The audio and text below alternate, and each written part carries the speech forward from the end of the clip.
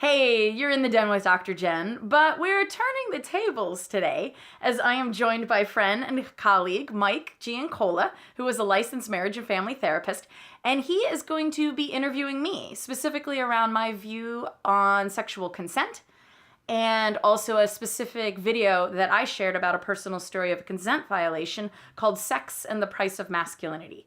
So before we dive in, Mike and I have talked a lot about this, but to share with you folks, why specifically were you interested in talking to me and interviewing me on this, and what's your intentions for this conversation? Thanks, Jen. It's wonderful to be here in the den. So I'm really excited about this.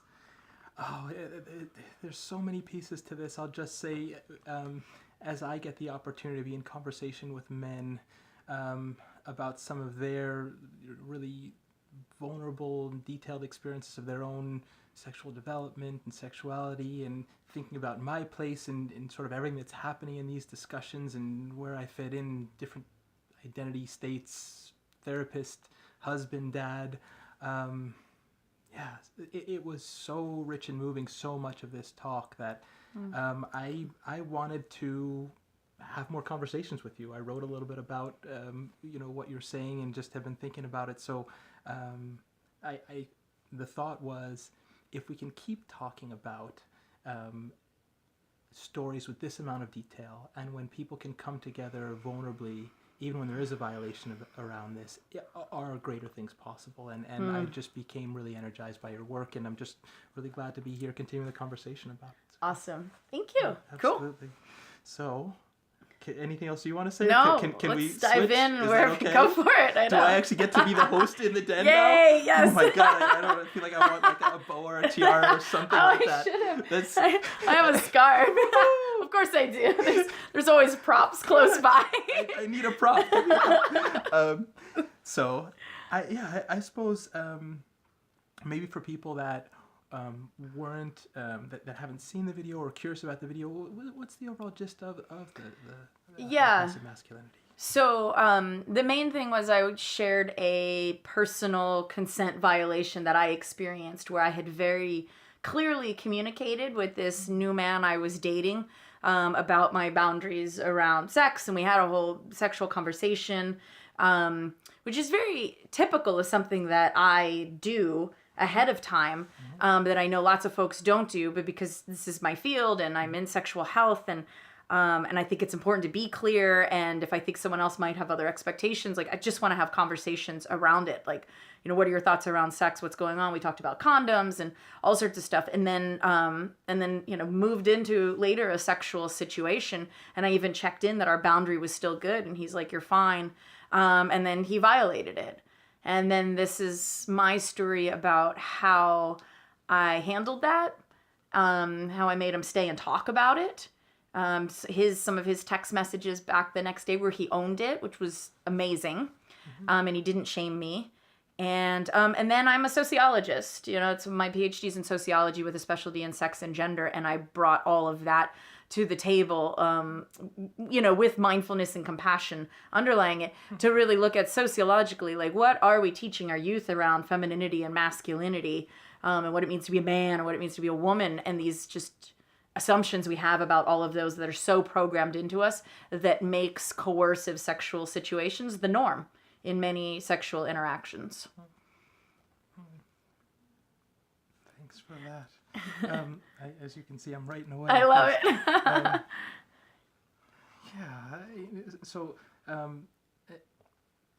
And so I'm taking this in terms of some of your motivation as both a personal piece, but also a really sort of a professional academic piece for you at the same time. This is what you live in your day to day. Yeah. It's and the reason I told it, because I didn't really want to. I was asked to be a part of this storytelling event called The New Narrative, and I was asked to be one of the speakers. And the stories, everybody was to share a story around communication, and basically communication gone awry, and what we did with it, and our struggles around it, and our growth around it. And so I was like, well, I definitely want to do sexual communication. And then before we had our first meeting around it and brainstorming meeting, literally the night before that, I had an experience with a man who I was clear of being like, can you stop doing that? And he would not listen, and he would not listen. And I think, we had conversations. We had actually met on an airplane of all bizarre things. And we had talked about sexuality communities and different alternative communities he was in and what I had played with. And so we had this really cool just conversation, like, oh, there's no shame. Like, we get this. We went on a date, and I think he took that to mean like that he could do anything. And I kept clearly defining, and he pushed and pushed and pushed. And then finally at some point I was like, you know what? I used to trust men, but I've had some experiences recently where I can't, where I've been violated. And he just like stopped in his tracks and was like, oh shit. And then he was like, oh my God, I'm doing that, But then, yeah, anyway, I got up the next morning, a little hungover, went to this first meeting, and I was like, God damn it, I have to tell this story. I don't want to tell this story. I don't want to put it out there. I don't want it on video. I don't want my mom to see it. I don't want other people hearing my personal story in this way. But I knew it was the right thing to do. And I knew I could dig deep enough and find the comfort and confidence to be able to tell this story in a way that they're generally not being told, with a detail and a vulnerability, and to bring my sociological background to it, and plus, all my training in mindfulness and compassion. And I think, so I didn't want to do it. It was a very, very hard piece to write. It was over 2 months, many iterations, feedback, and it was like painful. Like, it was literally viscerally painful. To go through it and get into the details and all of it, and then just analyze it at such a deep level, and to be able to stand back objectively and analyze it. But I knew it was the right thing to do. Like, I literally like being of service and being an educator at heart, and to really wanting to change our consent conversation and create a new narrative around it. I'm like, I think I can be a piece of that.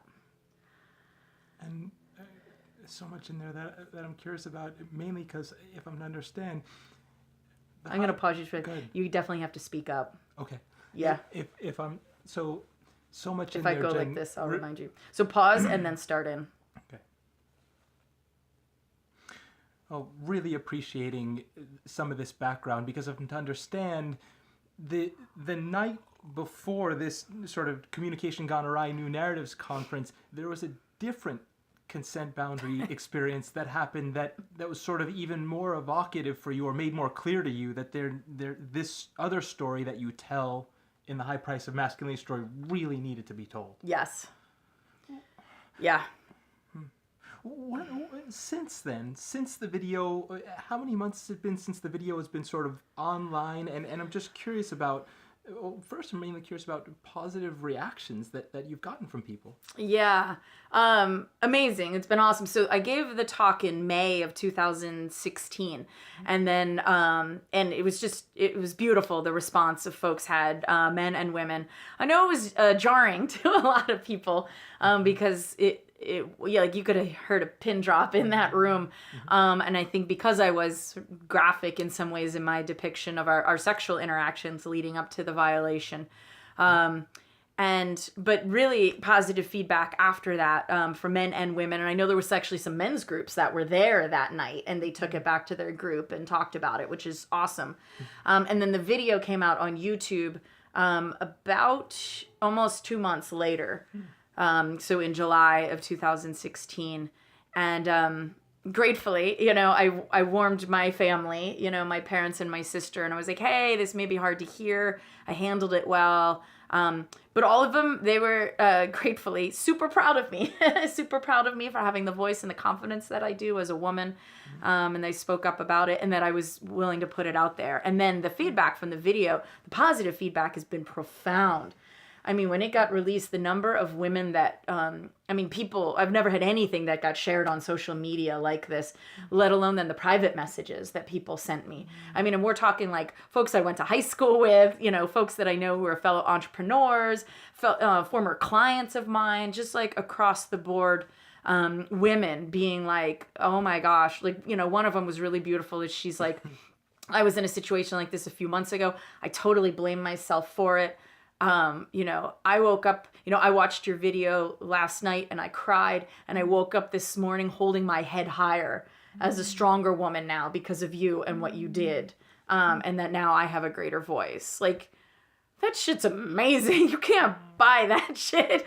Like, I was like, oh, like, I was just so validating that I had made the right, decision to put myself out there like that. And then the men's responses have been really, many of them very cool, and many of them being like, oh my God, I'm that guy. Like, I had no idea I was doing that, and I had no idea the impact. Like, I just didn't know any other way. So, and folks just sharing it. I know one woman posted on YouTube. She posted her response that was positive, and she goes, "I just sent it to a guy I dated last year, and then this was his response." And so it was beautiful how it was creating dialogue between folks they hadn't had before. And what I heard from so many women that, I gave them words and a voice to articulate what they weren't able to articulate before, and to feel validated in their experiences. I want to add on to the experience of this guy who listened in, which was that I think even if I wasn't in the position of I'm that guy, Jenn, the rich detail in everything that sort of leads up to the part of the sort of encounter and the sort of the non-consensual activity was so rich. I could have an experience imagining, they're out to dinner, or you spoke about him getting the door and there's chemistry, and some of the ways that things went on that led up to that I felt that it made this story. I don't know. I found myself reflecting back to different parts of my life when I might have had experiences like that and wondering, how was I in those situations when I was just sort of in someone else's intimate space? And what were some of the ways that I was in conversation? What was some of what I was doing when I was sort of turned down or stopped at a moment? What did I distance greatly, and what were the effects of that? So it really had me reflecting. So sort of from this guy's perspective, though it may not be the reflection of, oh, I'm that guy, that you put so much in the story, Jenn, that I was so grateful for, to leave it for reflection that could sort of interweave with so many people's experience. So Thank you. I'll speak from my experience. Yeah. Thank you. Thank you. Well, and you bring up a really cool point around, we're not, part of the reason why I think it's hard for women to give a no is because no's aren't well received. Either no's get pushed, or no's are taken personally. You just said distancing. And so, I've had that experience certainly tons of time in my past of putting up a sexual boundary, or being like, no, I'm not, I'm not okay with that, which is, I'm not actually like a no to that man overall. I just don't want to do the activity, that you're asking, or that we're seem to be moving into. And so often that has been met with a resistance, or a guilting, or a sulking, or an emotionally pulling back. And that is so hard in an intimate situation. We're there because we want to connect emotionally and physically and sexually with somebody. And I think having had that experience enough, right, it makes saying a no really hard. It makes finding your voice and speaking up really hard. Because of the emotional and social consequences of it, versus somebody that's able to, I'm in Sex Positive San Diego, an organization that we create safe, non-judgmental, non-shaming spaces for people to learn and or explore around sexuality. And we teach folks not to take a no that has nothing to do with you. You don't know what's going on for the other person. And to literally say, as cheesy and contrived as this is, thank you for taking care of yourself. And we want people to make that their own. But the idea is, how amazing to give somebody a no and have the courage to say that and put up a boundary, and to have someone honor, I'm taking care of myself in this moment. That's an incredible feeling. That's really not a part of, sexual interactions. Or no's anywhere, but definitely not sexual interactions. I'm with you. And one of the ones that I want to add in there, just maybe for the sake of, is, thanks for your no. I honor your no. And again, all these may sound like sort of like a sort of like something Stock, list or formulaic, and at the same time, I suppose everyone finds their own way to get to what's my way of recognizing another human being on the planet has just told me no. Can I take this, or can I expand this, or can this become something besides just about me being turned away? And can it be about something in this relationship that gets to happen that could be pretty I don't know, do something pretty incredible in the relationship. Yeah. Incredible. It might be something other than I'm turning you away and there's distance. Yeah, yeah. You bring up a really great point because, I mean, there's a couple of things in there. One, that takes a skill of being able to sit with the visceral and mental and emotional discomfort of how you perceive a rejection, what it means to you, and also that you had this path you wanted to be on, you feel thwarted in that path, and that feels disappointing or feels hurt or you feel embarrassed. And so the ability to mindfully sit with that discomfort and stay present without lashing out or shutting down, with actually staying present with it. That's a skill set that I think is super valuable for anybody to learn for any of our human interactions in life. But in this case, what you said, like when you're able to do that, you have the chance to actually have a really much greater connection with that person because you're honoring them, you're listening to them, you're staying present. And that vulnerability that gets created there is a really beautiful thing and a really beautiful potential to bring you to an either deeper place. And in your work, when you're working with others, or just in your work with yourself, or when you're working with clients, people you're speaking with, when you're mindfully staying present for a no or any other sort of interaction, is there sort of a picture or an embodiment, an image, or is there just something that you like to stay with that's important for you to sort of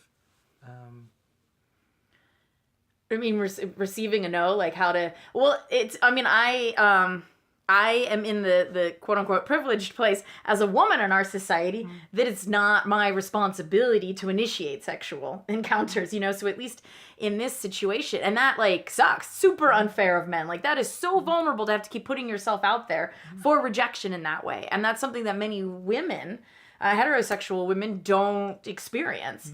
And it's hard, and I put myself in their shoes. I was like, oh wow, this is really hard. Like, dude, I've got empathy for you guys. Like, this shit's hard.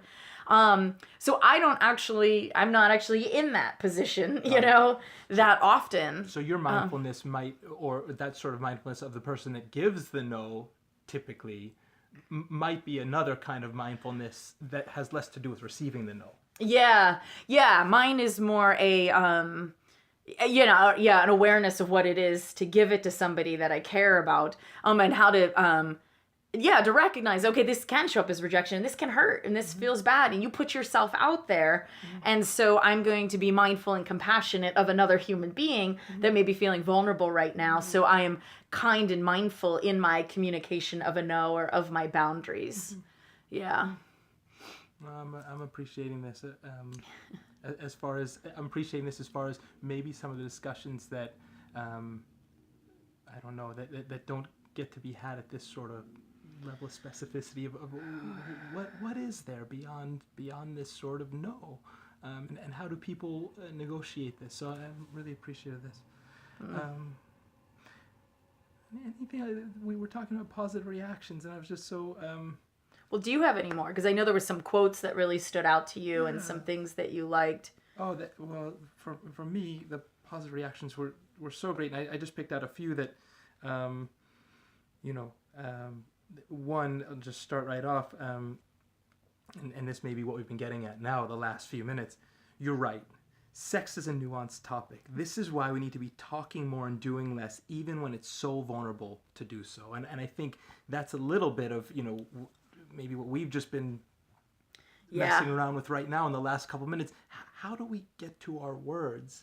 Because at some point you said in the talk, our words are all we have. Yeah. On some level. Yeah.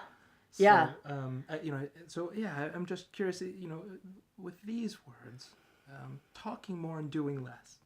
Yeah, and the piece, I believe right before that in my talk, I was saying, you may be a guy out there that's like, oh yeah, but then there was a time that I didn't push, and she was interested, and it was a lost opportunity, and I didn't know that. And I was like, you know what? You're right.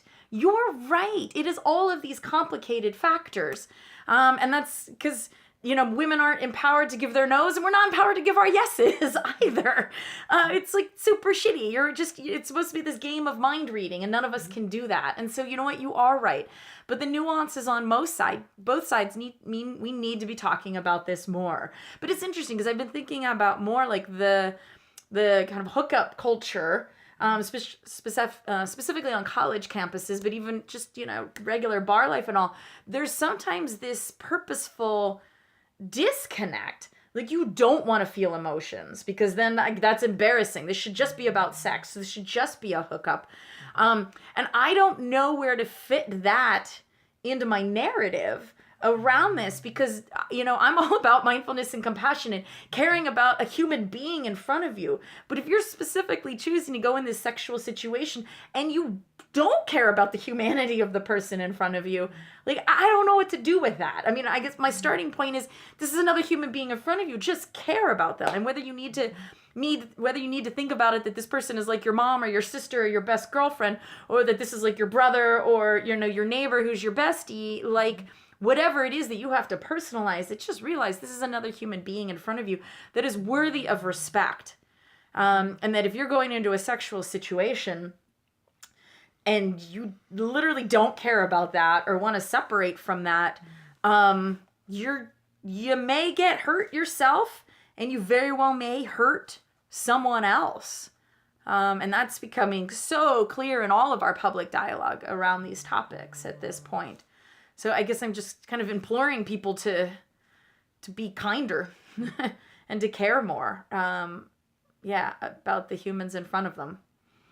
I'm just really appreciating this, sort of when we talk about harm, sometimes we focus these situations on the harm that someone that might be called a perpetrator or a violator, and the consideration that there may be someone doing some harm and the amount of harm that they're visiting upon themselves in the doing of the harm. Yeah. Understanding that this is not a sort of a one-way thing in terms of the harm that's done. No, and I think that's the the Me Too movement, which has been fantastic in so many ways, of what that's doing to bringing to light these situations that women experience all the frickin' time, and that. And so we're getting validated around that, and men are hearing, oh, I didn't realize how much is going on around this. But we need a more nuanced conversation around it, and outing people on social media and just attacking, that's not okay either. Because this is a very nuanced conversation where there's pain and hurt on all sides. There's bad education on all sides. There's vulnerability on all sides.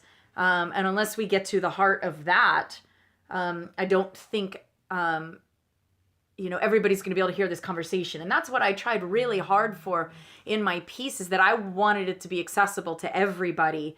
I wanted everybody to feel like their experiences and their voice was heard, at least in some way in that, and was spoken to in some way. I'm trying to bridge that gap and not make this a he said, she said type of thing, but to realize, this is a shitty situation in our context of our society and our poor sex education and our shaming of sexual pleasure. And then our fear around all of this leads to, like I said in the beginning, a social norm that sexual coercion and poor communication is the norm. And you try to do anything different from that, and you get stigmatized or shamed, and then you stay in that narrative and you get hurt or you hurt someone else. Like, we're freaking stuck in a catch-22 here. And you brought up college students as well, just as one group, but when we're talking about, we're in a really, how do you say, shitty situation? Yeah. I'm glad I got that language straight. Did you quote me on that? And you were talking about a group of sorority members that you were speaking to toward the end of the talk, and that was another piece that I picked up, just in terms of some of the ways that I got your language. You were saying the ones who shared said they probably would have just gone along with it. It being sort of the a sexual violation, either highly exploitative or non-consensual sex that they were having. It's easier to allow a sexual assault to happen to them than to make things uncomfortable. Yep. So I was connecting to that part of the high price of masculinity talk when it went to, sort of after all this had happened. I think the timeline was this talk with these sorority women were after this high price of masculinity story had happened Or was Yes, it before? was. And this was the first time. Yeah, so I had just talked, I got to talk to 1,000 sorority women at Syracuse University. This was fantastic. And then I was talking to one sorority afterwards. And we got a cool fireside talk back, with snacks and talking, about their feedback from the talk. And they got to ask questions. And something that they said triggered. And I was like, oh, I've never publicly told anybody this story before. It had been maybe 6 months earlier, 5 months earlier. I just told a few friends. And I was like, this feels really vulnerable, but really relevant right now. And so, I shared the story there, and they were like, yeah, a few of them talked, and a few of them talked to me afterwards. And they're like, wow, we can't believe you stopped him. Like you stopped the situation. Like we would have just gone along with it. And that's what I hear all the time is women were trained to just go along with it. And I'll share something else personal. And this was literally just a few weeks ago. It's absurd. Because I think at this point, because this talks out here, and before I am single, and before I go out on dates, men will often Google me, or they already know me on social media or something like that. And I think gratefully, I am afforded quite a bit of respect because of that. Well, and they may be intimidated also, but that's a whole nother thing. But I think I'm afforded more respect and communication because they know what I'm about. But a few weeks ago, I was on a date with a guy that didn't know that. And I feel like I got put into his typical way of doing things. You meet a woman, you have some drinks, his house is close by, he invites them back. He did this whole thing with how he positioned on the sofa after I got up and went to the bathroom. And I was like, oh, okay, he's making his move right now. But it's so weird because we're not talking about any of it, which is normally what I do now. And I was like, oh, this is interesting. Oh, he's moving in. I was like, oh, and I literally thought, I don't think I want to kiss him because I'm just not feeling like we have a strong enough connection. We had some really fun conversation and stuff, but I feel like we were missing each other.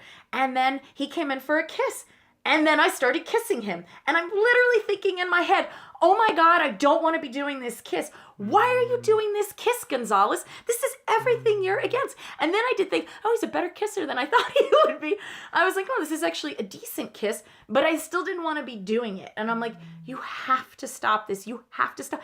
And with all of this shit around this, and then I speak about this and I hold myself to a high standard. It was so fucking hard to say something in that moment. That's what's going on inside of this. It is so hard to rock the boat, even though I'm good at this. And then he shifted to something else, and I made some comment like, oh, are you just moving me where you want me? And he's like, yeah, is that okay? And I go, maybe. He totally blew through that and continued doing it. And then he, started touching me. And then I was like, bo, bo, bo, bo, bo, bo, bo. I go, I live in a world where somebody actually asks me and communicates with me about what you're doing and checks in with me. And he was just, taken aback. And then we had a whole really detailed conversation around it. But the more important thing here is, it was so hard. It was still hard for me. And I'm like, I don't want to be kissing. And I'm like, how do you literally pull away from something you don't want to be doing and stop it? It's still so hard. Feels so socially awkward and inappropriate to do, actually. And I think we need to, I want men to understand that's what's going on in many of our heads and why we kind of freeze. And for women to know, learning to sit with that visceral discomfort and literally practicing doing that and role playing with friends or whatever you have to do to learn these skills that we were literally learned the opposite of, trained in. Yeah. Jenn, I'm so appreciative that you take a breath. I know, and I just I see the value in sharing my personal stories, but I also hate doing it because I never. In my consent video and other stuff I've written, I never want to shame the man that did it if they see that video or they read my blog. I never want that to happen because that's the opposite. But so it's not, I love being vulnerable at this level with my close friends and colleagues and stuff, but putting it out there publicly, I don't love doing. But I see the value in it. So that's kind of what that sigh was. I'm just like, ugh. It's just the ickiness in this, even though I see the value in it. And I'm glad you got to that with the sigh because it brings me to a place of real appreciation from the high price of masculinity talk about something that, I'll use some of my language, separating the person from their actions. And this is something that I just felt like you really took time to be clear about. Now I'm speaking of the man who you speak about in the high price of masculinity talk, a story, where, what would I call it? A talk, a retelling? I'm not sure how to... Yeah, story. It was a storytelling event. Yeah. You know, and just the level of, you know, again, using my language, the level of respect that I experienced you sort of maintaining, even at the moments when, you know, it was clear that he was violating some things, and you said, oh no, you know, you're not going anywhere. Yeah, and you're going to stay. We're going to talk about this. Yeah. So I'm just wondering if there's something to, you know, if you have ideas, if you have sort of imaginings about what it means when you as a woman or people as men or we as a society keep people apart from the actions that are most harmful that they do. Yeah, that's a really great... Yeah, so the line in my piece was... like, I was being really conscientious of recognizing that what he did was an asshole thing to do, but it didn't mean that he was an asshole. And that, like, you know, I couldn't have gotten to that if I didn't have, you know, at that point, 12 years of mindfulness and compassion work and training and self-work and meditation under my belt. Because that takes for me, it takes a courage and a strength of just knowing myself and knowing that I do trust my instincts with someone else. Like, this was a good guy, you know, this was a good man. This was a good man who was really interested in me, and not in just like sex with me or getting what he could. Like, he wanted to date me. Like, he was very interested in seriously dating me. So, you know, being able to make that separation, I don't know. There's no quick way to do it. I also have which is sad to say, but almost the privilege as a woman in our society that I don't have abuse in my past, that I don't have a sexual assault or being molested when I was younger as a child.